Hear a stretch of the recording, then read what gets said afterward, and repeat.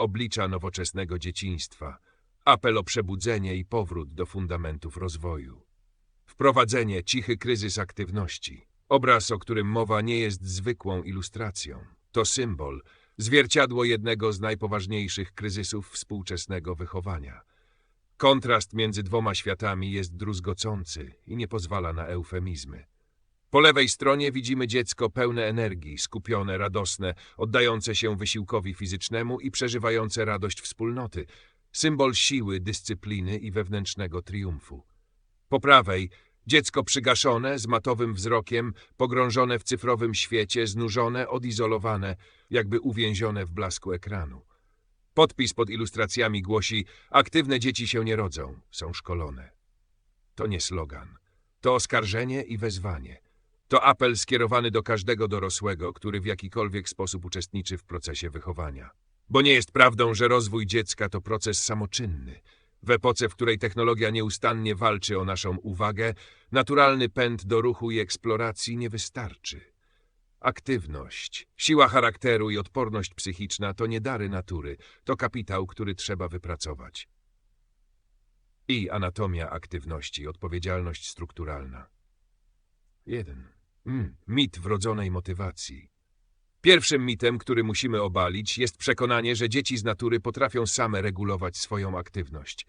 W świecie, w którym pasywne bodźce są łatwo dostępne, tanie i projektowane tak, by uzależniały, spontaniczna potrzeba ruchu zostaje skutecznie przytłumiona. Dziecko nie wybierze same z siebie wysiłku fizycznego, jeśli alternatywą jest kolorowy, natychmiast gratyfikujący świat aplikacji. Dlatego dziecko aktywne, to z lewej strony obrazu, nie jest szczęśliwym trafem. To efekt świadomego wysiłku dorosłych. To rezultat decyzji, które prowadzą do zorganizowania czasu, dyscypliny i konsekwencji. Aby dziecko mogło rozwinąć skrzydła, potrzebuje dorosłych, którzy inwestują czas mimo zmęczenia i obowiązków, odwożą, organizują, wspierają, pomagają przetrwać pierwsze porażki, frustracje i zniechęcenia, nie poddając się razem z dzieckiem. Dają przykład, zamiast tylko wymagać, bo nic tak nie niszczy idei aktywnego wychowania, jak bierność rodzica. 2. Szkolenie woli, a nie tylko ciała. Sformułowanie „są szkolone” ma sens głęboko wychowawczy. Aktywność fizyczna to nie tylko trening mięśni, lecz także szkolenie woli i charakteru.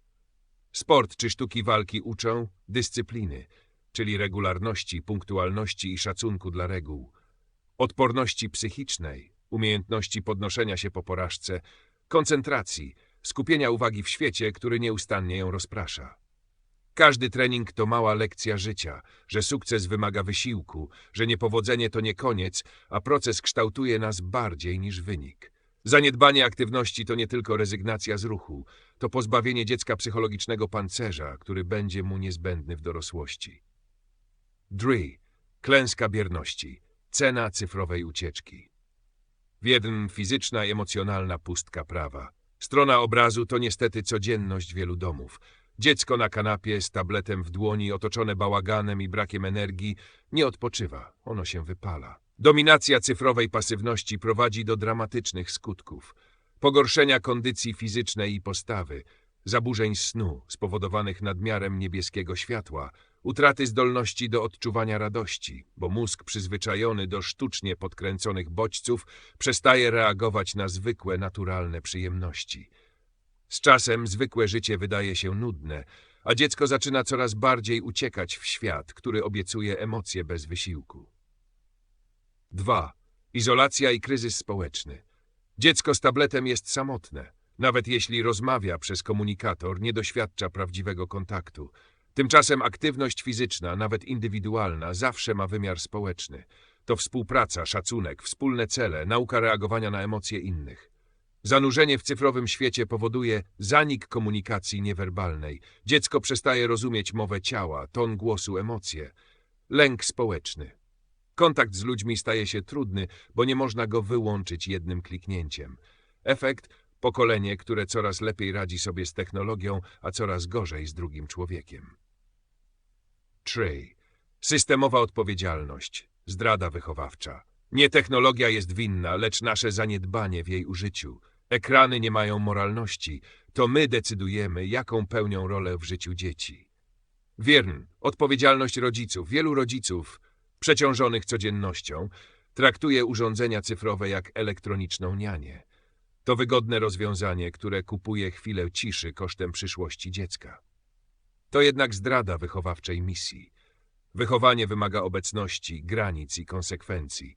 Oznacza gotowość do konfrontacji z buntem i frustracją dziecka, bo prawdziwa miłość nie zawsze jest miła, ale zawsze jest odpowiedzialna. Też 2. Rola szkoły i społeczności. Szkoła również nie może pozostawać bierna. Zbyt często wychowanie fizyczne traktowane jest jak mniej ważny przedmiot, a to błąd, który odbija się echem w przyszłości. Dziecko, które nie ma siły ani koncentracji, nie jest w stanie efektywnie się uczyć. Aktywność fizyczna powinna być traktowana nie jako dodatek, ale podstawa zdrowego procesu edukacji. Zakończenie. Wezwanie do działania. Przesłanie jest jednoznaczne. Aktywność to wybór, a bierność to iluzja rozwoju. Nie możemy czekać, aż dzieci same z siebie odkryją potrzebę ruchu. Mamy moralny obowiązek je tego nauczyć. To oznacza wyznaczenie jasnych granic cyfrowych, ograniczenie czasu ekranowego jako formę troski, a nie kary, wprowadzenie w świat ruchu, znalezienie aktywności, która sprawia dziecku radość i trzymanie się jej z konsekwencją. Bycie przykładem, bo żadne słowa nie zastąpią widoku dorosłego, który sam dba o zdrowie i formę. Trening woli, uczenie, że satysfakcja przychodzi z wysiłku, nie z natychmiastowej gratyfikacji. Stoimy na rozdrożu. Możemy dalej przymykać oczy na rosnące statystyki otyłości, depresji i lęku u dzieci, albo możemy wziąć odpowiedzialność.